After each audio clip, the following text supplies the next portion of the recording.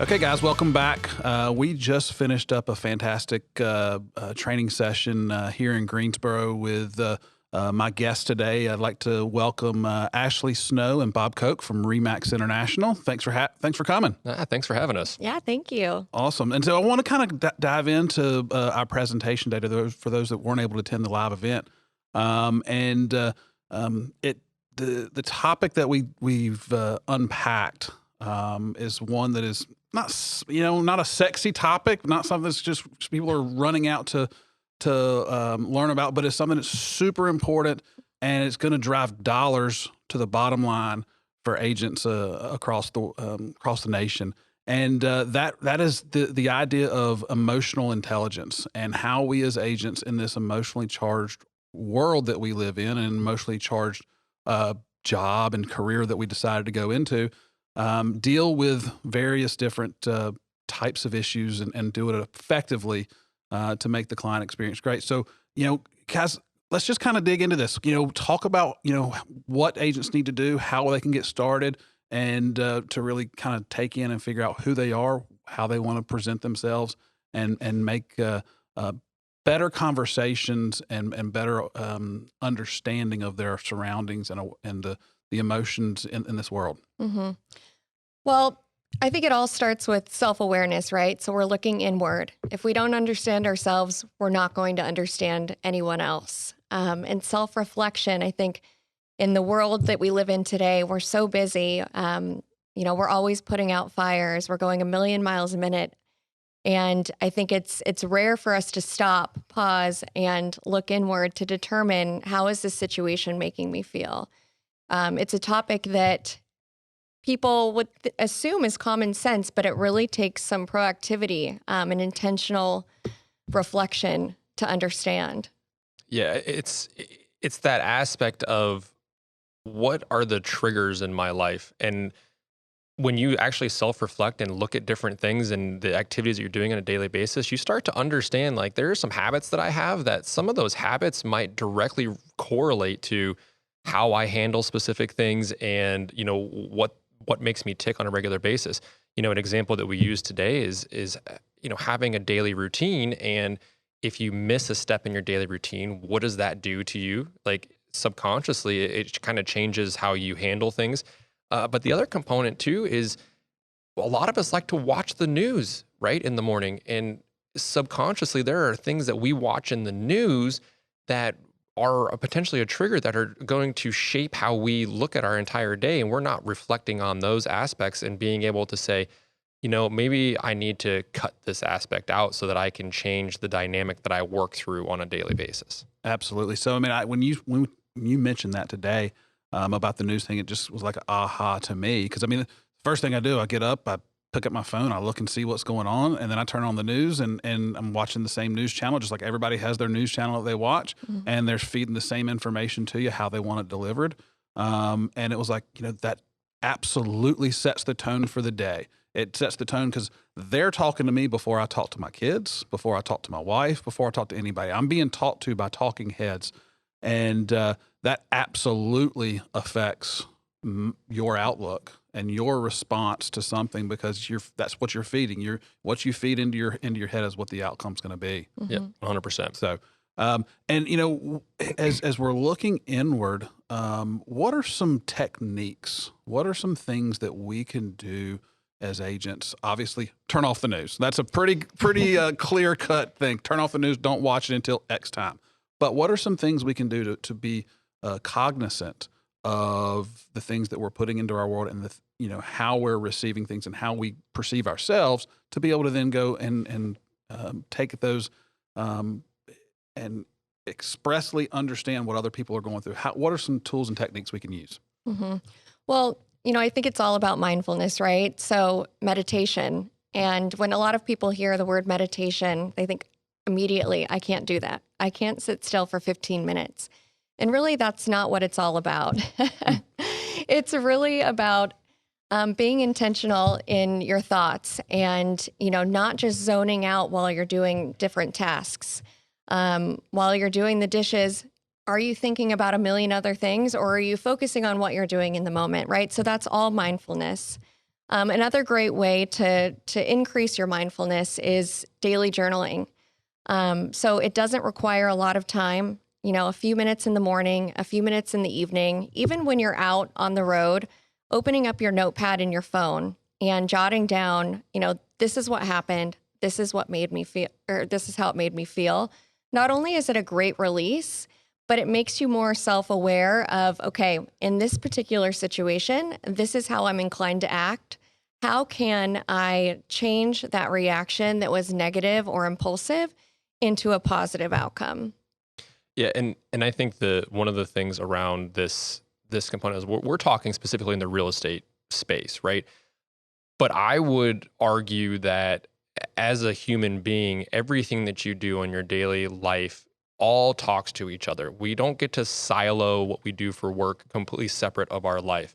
And as Ashleigh mentioned, some people have this real sticking point about meditation. And I will admit that I'm one of those people. I don't like to do that. For me, it doesn't seem like something of value.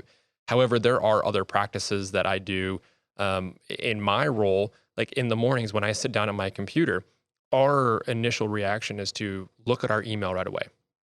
And I don't. My calendar opens first because my calendar is what I put together. It's mine. It's what I have deemed to be important. And ultimately, your emails are somebody else's agenda, right? So there's certain habits that you can change. On the flip side of this, when we look at the idea of being emotionally intelligent, it's not just relegated to our client interactions. It's how do we deal with our family? I mentioned it today in the presentation. Like I have 3 kids, and there are times where it is going bonkers at my house, and I don't recognize that what my kid really needs right now is a hug because I've got so much going on. I'm like, I don't have time to give you a hug right now.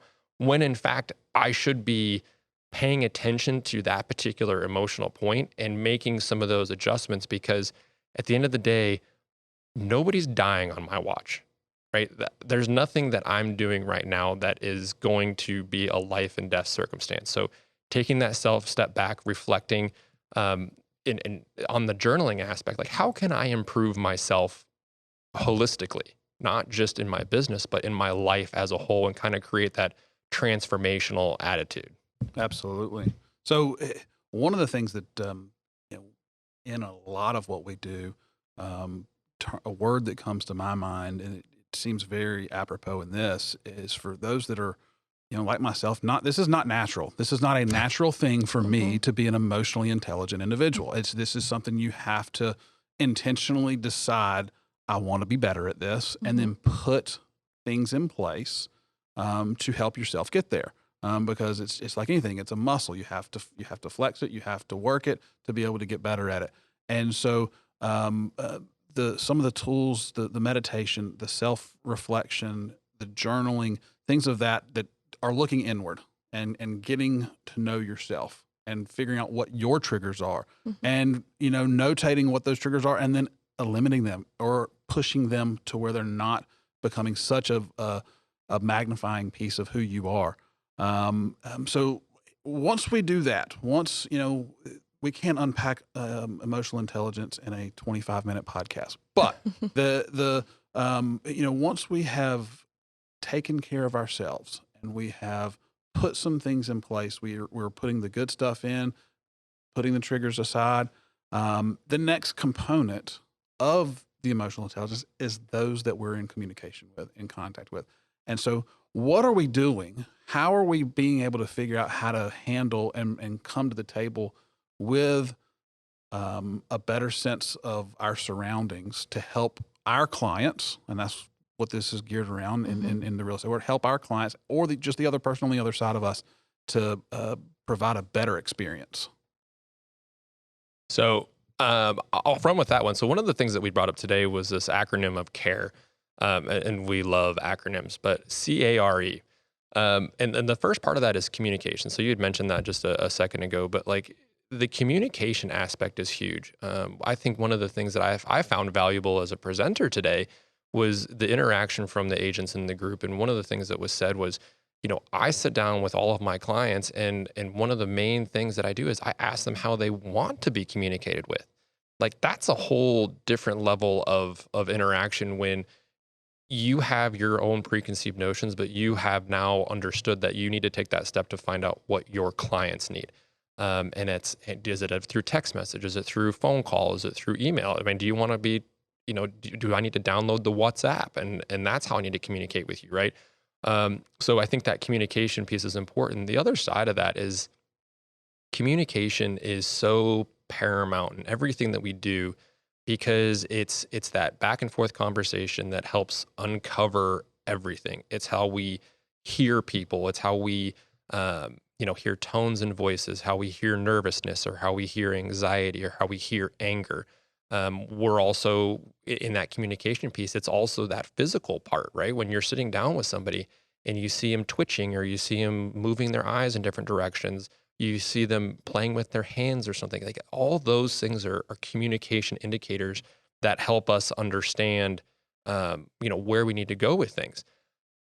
Then the next part of that is that A is active listening. And I left today's presentation, kind of with the challenge to everybody that if they got nothing out of what we talked about, the biggest improvement that everybody can make is to actively listen. It's one of those things, a quote that was given to me by one of the other mans today was, God gave you 2 ears and 1 mouth for a reason, right? So the idea of listening to what our clients say, listening to what our family says, all these different things, and actively doing that, and listening to understand versus listening to respond is something that's incredibly important, especially in the real estate space, and understanding what our clients want and need and what drives them. And then obviously on that R component of it is how do we relate to them? How do we respond? How do we handle these different circumstances? How do we provide opportunities to create a win-win circumstance? And ultimately that's the gig. We're trying to live the best life that we can. And in that life, it's going to take some response and give and take and understanding the opportunities and what that looks like. And then finally, we have to empathize, right? And I think empathy is one of those really, really complicated emotional concepts. Some people have more empathy than others. I mean, there are personality tests galore that will tell you that you're empathetic, you're not empathetic, you're sort of empathetic. And ultimately, the whole aspect behind that is are you listening to what's going on around you? And are you valuing the emotions of others around you? And maybe you don't understand or go along with it, but you don't devalue it to the point that it means nothing. You're taking that opportunity to identify with and work towards what is the most optimal outcome in anything you might be doing. Right. And I think another key takeaway from today was the back pocket question exercise. So in an effort to get to know where your client stands, how they're feeling about the transaction, what motivates them, have a set of questions that you are ready to ask each client in different situations to really get a better understanding of what makes them tick, how they're feeling. Are they excited? Are they nervous? Because at the end of the day, that's the goal, to understand how they're feeling so that we can alter our interaction with them to make it a seamless transaction. Absolutely. When we went through that exercise, I was going through that through notes, writing notes, Mm-hmm. and I'm looking at this list of questions, of sample questions of the back pocket questions, and I look, and I was like, "There's my question. It's Yep. right there on the piece of paper." And I sit down, whether it's with an agent, whether it's with when I was in the real estate sales, whether it's with a client, and I always ask. I said, on a scale of 1 to 10, explain to me, where you are in your real estate business. And what is that number? Or on the sales side, from a scale of 1 to 10, what does a 10 look like in selling your home? What does a 1 look like? What's a 10 look like if I win? What's a 1 look like if I lose? So how am I going to win with you? How am I going to lose with you? And I love that. I love that scale piece because, inevitably it's going to be a 7. Or and if you're asking them 10, they're going to go through. If you ask that question, they're going to emotionally tie to that number, and they're going to tell you what is important to them, what is not. So I love that exercise. It was phenomenal. As we're going through our world, we're in an emotionally charged arena. Let's just be honest. I mean, people are selling the most or the biggest investment they'll ever make. They potentially have lived there for 30 years. They potentially have lived there for less than a year, and life just happened and blew up in their face, and now they've got to move again. There's so many reasons of why selling real estate is an emotionally charged event. And, I would argue that our ability as professionals, as professional real estate agents, as professional advisors in this arena, that is going to be the biggest value you can bring to the table, beyond putting a deal together, beyond making sure that the I's are dotted and T's are crossed, but how they are able to navigate this emotionally, to be able to get to the other end. And ultimately, while we're in this business to make a living, I think your ability to make a living at a high level is very much predicated on your ability to do this really, really well. So, as an agent is going through this, are there any resources, or what are some resources that you have gravitated to that they can kind of consume? Books, podcasts, anything that we can help guide folks that want to dig deeper into this? Yeah, well, I showed the audience a book today.